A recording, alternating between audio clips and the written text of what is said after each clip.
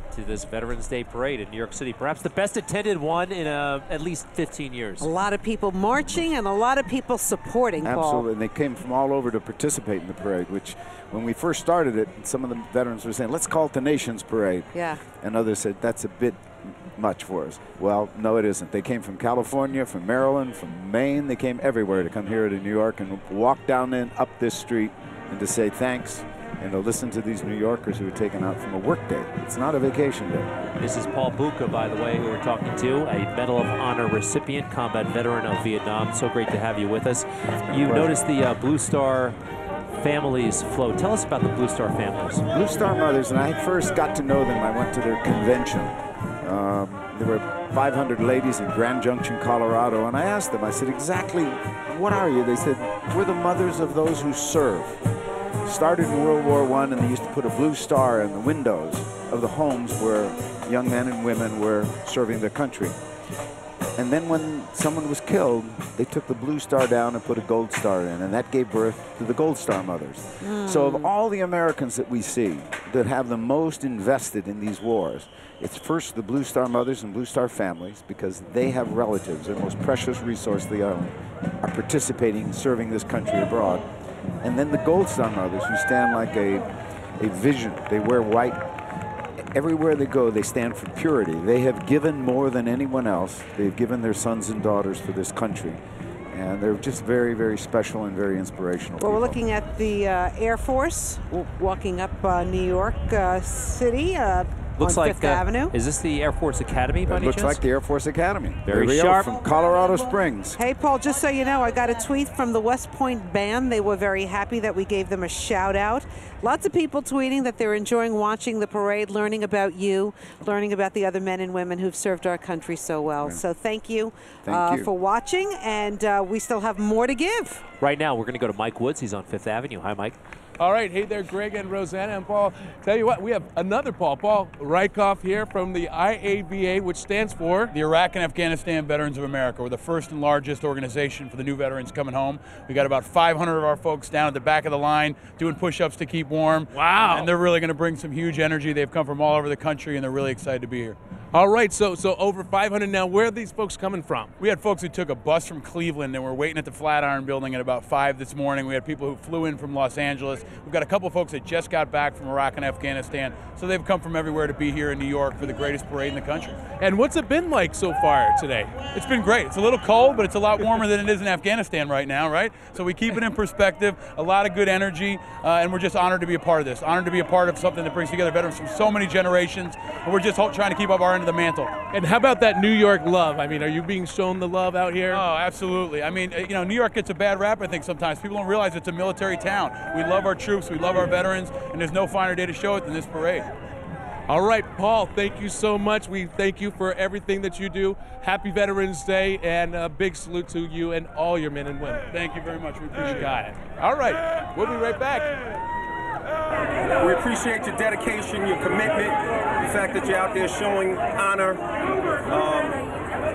Keep your head low, keep your heart solid, keep your morale high, and stay focused on your mission. Happy Veterans Day. Peace. On 9/11, I was on my way to Kingsborough Community College in Brooklyn to register for the semester. I was on the bridge and the train stopped, and it was like out of a movie. People were running across the bridge and the towers were burning.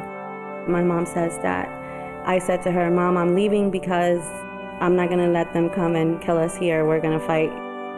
I'm proud to be part of that legacy. I'm proud to be part of that history, and I know my family is proud.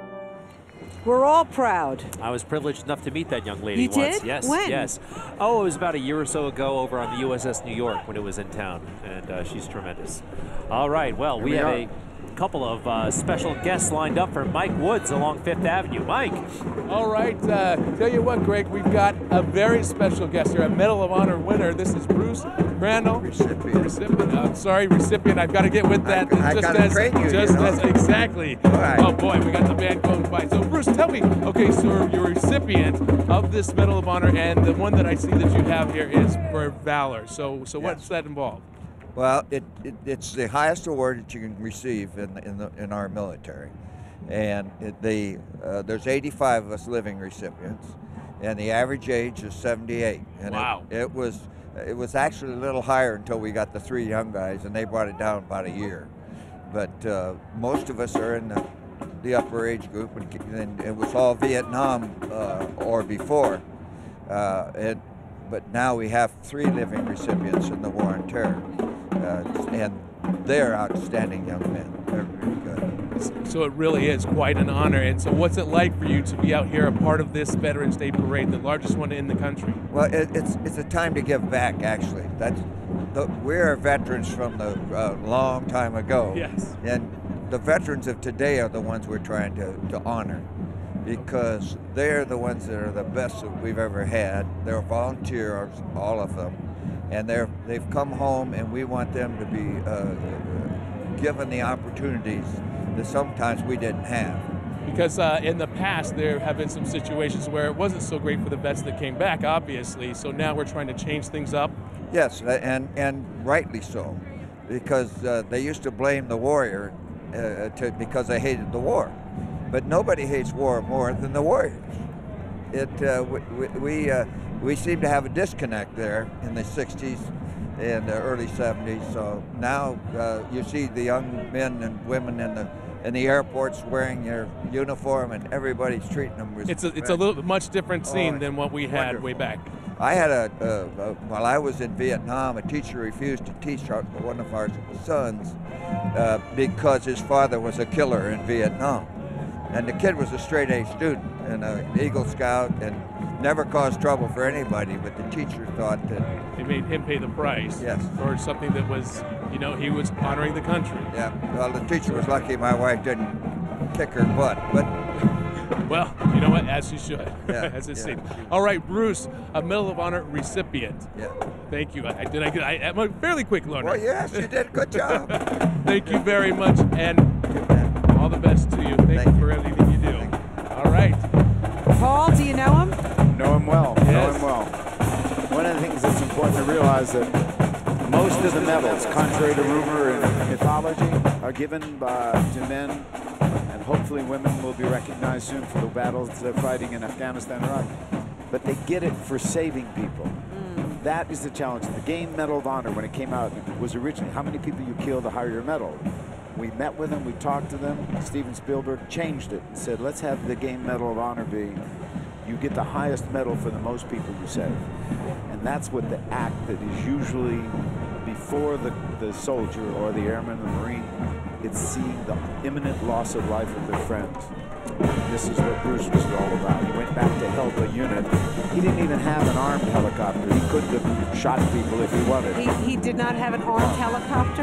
An armed helicopter on 14 November 1965. He flew 22 missions to bring ammunition and supplies and evacuate the wounded. Just as Paul said, he saved lives as opposed to taking lives. Well, a real hero, and we just met him during our special coverage. We're coming right back. Don't go anywhere.